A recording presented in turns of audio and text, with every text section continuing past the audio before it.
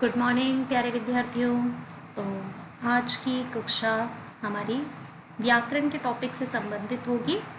तो मैं आरती शर्मा आप सभी का स्वागत करती हूँ अपनी ऑनलाइन कक्षा में।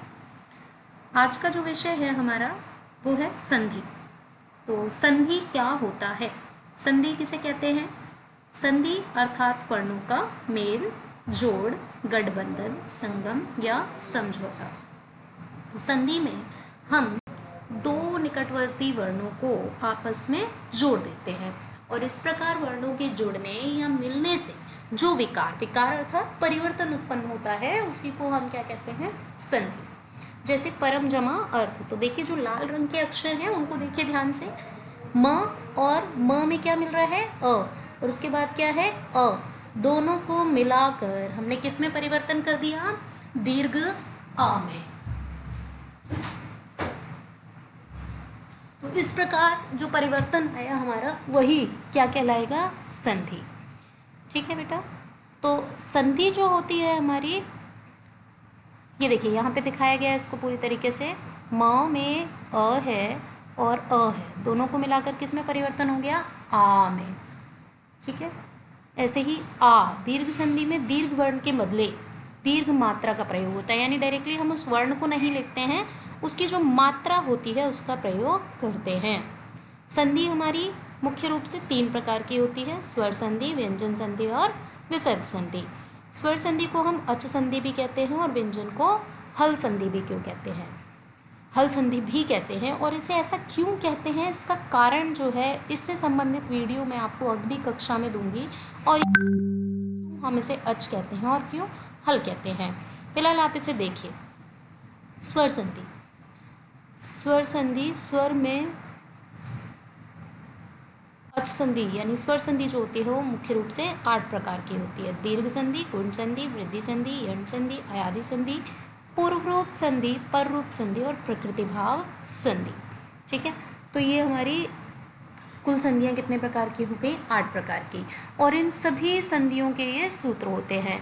इन्हें कैसे बोलते हैं मैं आपको बोलकर बता रही हूँ और आप इन्हें जल्दी जल्दी बोलकर लर्न करिएगा।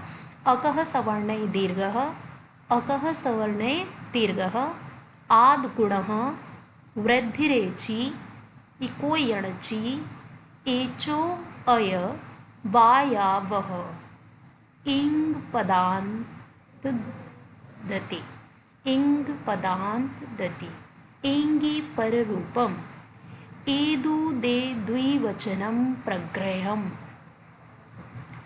दीर्घ संधि, अकः सवर्णे दीर्घ। देखिए अक प्रत्याहार होता है जिसके अंदर 4 वर्ण आते हैं, अ, ई, उ और रे के बाद उसका सवर्ण समान वर्ण यानी अ, आ, ई, उ, रे, रे आए तो दोनों मिलकर किस में बदल जाते हैं? दीर्घ में। जैसे पीतांबर, पीत जमांबर क्या बन जाएगा? पीतांबरः। दीर्घ संधि के नियम, तो ये दीर्घ संधि के नियम हैं। यदि दोनों ह्रस्व आ मिल रहे हैं तो भी दीर्घ में परिवर्तन होता है, दोनों दीर्घ हैं यानी दोनों बड़े हैं तो भी दीर्घ में परिवर्तन होता है, यहाँ भी दोनों दीर्घ हैं तो भी बड़े में परिवर्तन, दीर्घ है ह्रस्व है तो भी दीर्घ में परिवर्तन। ऐसा ही उ के साथ होता है, ऐसा ही ई के साथ होता है। तो अ और आ क्या बन जाएगा? आ, अ, आ यानी सब इसी प्रकार से परिवर्तित किए जाएंगे।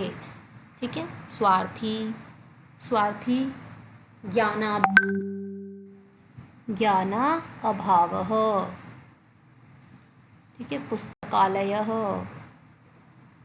परमात्मा, भोजनालयः, रामायणः। ठीक है। तो ये सभी हमारे पिक्चर के साथ में आपको उदाहरण मिलेंगे किसके? संधि के। तो आप इन पिक्चर्स को अपनी जहाँ भी पिक्चर्स दी हुई हैं संधि के नाम के साथ उस पिक्चर को बनाएंगे या आप उसका प्रिंट लेकर भी अपनी सब्जेक्ट एनरिचमेंट की कॉपी में चिपका सकते हैं। लेकिन हाँ, ये ध्यान रखिए अगर आपके पास अवेलेबिलिटी है पिक्चर्स की तो चिपकाइए, अदरवाइज़ आप हाथ से भी बना सकते हैं।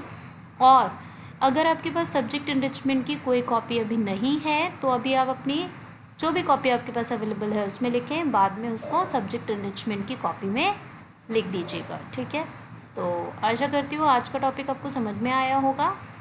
आज हमने सिर्फ संधि में केवल दीर्घ संधि को देखा है, बाकी संधियां हम अगली कक्षा में करेंगे। तो तब तक के लिए नमस्कार, आप सभी का दिन शुभ हो। मिलते हैं अगली वीडियो में।